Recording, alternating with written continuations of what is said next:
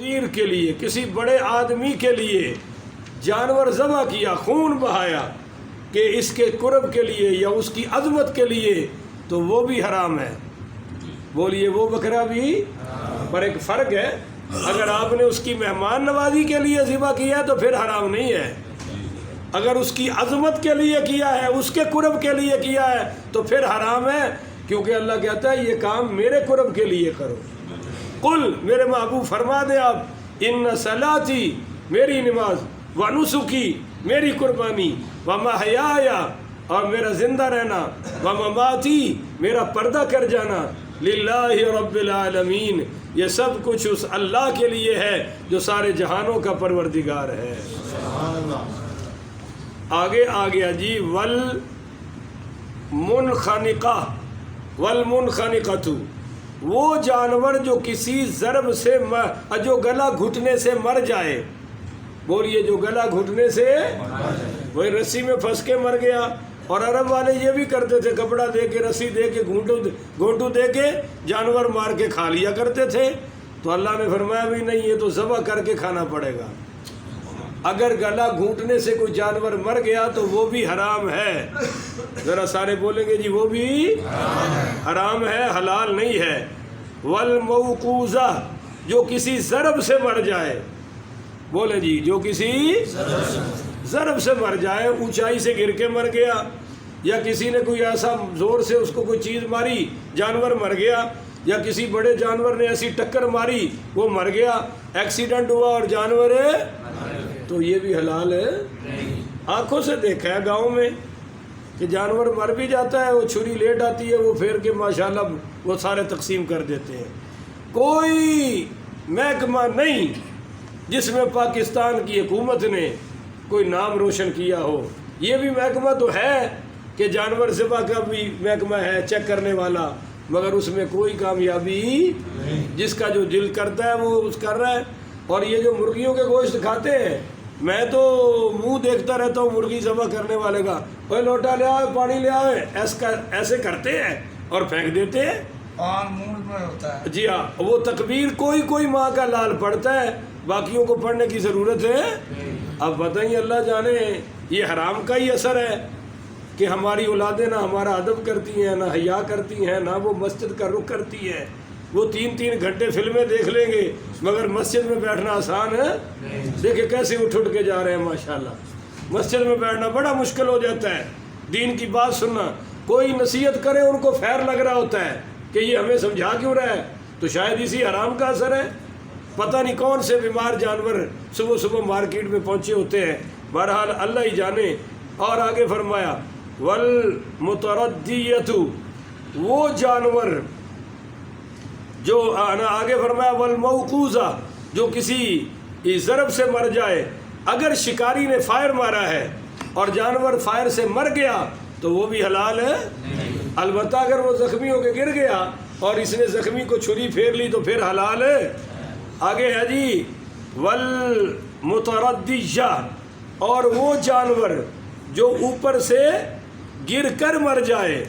بولیے اوپر سے، وہ اونچائی سے گرا، پہاڑ سے گرا، چھت سے گرا، مر گیا، تو بولیے بھائی یہ بھی حلال ہے۔ اور فرمایا کہ والنطیحۃ، اور وہ جانور جو کسی سے ٹکرا کر مر جائے، بولیے وہ بھی حلال ہے۔ اور فرمایا وما اکل السبع الا ما زکیتم، اور وہ جانور جسے کسی درندے نے کھا لیا تو وہ بھی حلال ہے، اگر بچ گیا۔ ہاں، اگر درندے سے تم نے چھین لیا، اور آگے سارے جتنے بھی میں نے پیچھے بیان کیے ہیں نا، ان میں ایک شرط آ گئی، الا ما زکیتم، اگر ان کو تم خود حلال کر لو تو پھر یہ تم پر حلال ہے۔ جو جانور ذبح تم نے کر لیا، بولیے وہ حلال ہے۔ ایک حرام اور سنیں، وما ذبح علی النصب، وہ جانور جو نسب پر ذبح کیا جائے۔ وہ نا مشرکین مکہ نے بت رکھے ہوئے تھے، وہ بت پتھروں کے تھے اور کچھ پتھر بھی نصب کیے ہوئے تھے، ان پر جا کر ان کا قرب حاصل کرنے کے لیے یہ کام کرتے تھے اور ذبح کر دیتے تھے۔ تو اللہ نے کہا یہ جو نصب جگہ پر جا کر ذبح کرتے ہیں، بولیے یہ بھی حلال ہے۔ یا پھر وہ یوں کرتے تھے کہ جانور ذبح کر کے نا جی خون ان پر ڈالتے تھے، تو صحابہ کہنے لگے کہ یا رسول اللہ ہم بیت اللہ کی زیادہ عزت کرتے ہیں، تو ہم بھی ذبح کر کے بیت اللہ میں خون ڈالتے ہیں بیت اللہ کی عزت کے لیے۔ تو سورۃ الحج کی آیت آئی لن ینال اللہ لحومها ولا دماؤها ولکن ینالہ التقوی منکم، اللہ نے فرمایا کہ تمہارے گوشت اور تمہارا خون ہم تک نہیں پہنچتا، ہم تک تو تمہاری قربانی کا تقوی پہنچتا ہے۔ لہذا بیت اللہ میں خون ڈالنے کی ضرورت نہیں ہے۔ تو وما ذبح علی النصب، یہ جو نصب پر پتھروں پر ذبح ہوتے ہیں، سارے بولیں گے یہ جانور بھی حلال ہے۔ اور آگے فرمایا ہوا ان تستقسموا بالازلام، ہاں اور یہ بھی تم پر حرام کر دیا گیا ہے کہ تقسیم کرے تیروں کے ذریعے سے۔ بولیے جی تقسیم کرے تیروں کے ذریعے سے۔ یہ تیروں کا کیا فنڈا ہے جی؟ انہوں نے تیر رکھے ہوتے تھے 10، بولیے کتنے؟ 10۔ بعد میں لکھا ہوتا تھا امرانی ربی، کہ رب نے کرنے کا حکم دیا ہے ہمیں رب نے، اور بعض بار ہوتا ہے ما نہانی ربی، ہمارے رب نے منع کیا ہے بعض تیروں پر، اور بعض خالی ہوتے تھے۔ اب شادی کرنی ہے، خوشی ہے، غمی ہے، سفر پہ جانا ہے، کاروبار کرنا ہے، آتے تھے اور وہ کاہن کو پیسے دینے، کہا جی نکالو تیر۔ اگر وہ امر والا تیر نکلا تو کہا جی ہم کامیاب ہو گئے، ہم کیا ہو گئے؟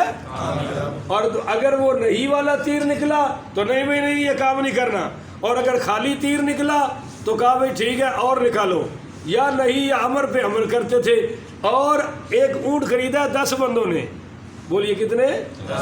اور ایک تیروں کی علیحدہ تیر ہوتے تھے تھیلے میں، بعض پر لکھا ہوتا تھا 2، بعض پر 3، بعض پر 4، بعض پر 6، بعض خالی۔ اب وہ تیر نکالا جس پر لکھا 4، اس کو 4 حصے مل گئے، حالانکہ پیسے سب نے برابر ڈالے ہیں۔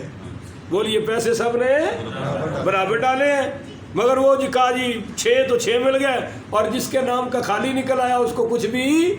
تو اللہ نے فرمایا یہ جو تقسیم کرے تیروں کے ذریعے وہ بھی تم پر حلال ہے۔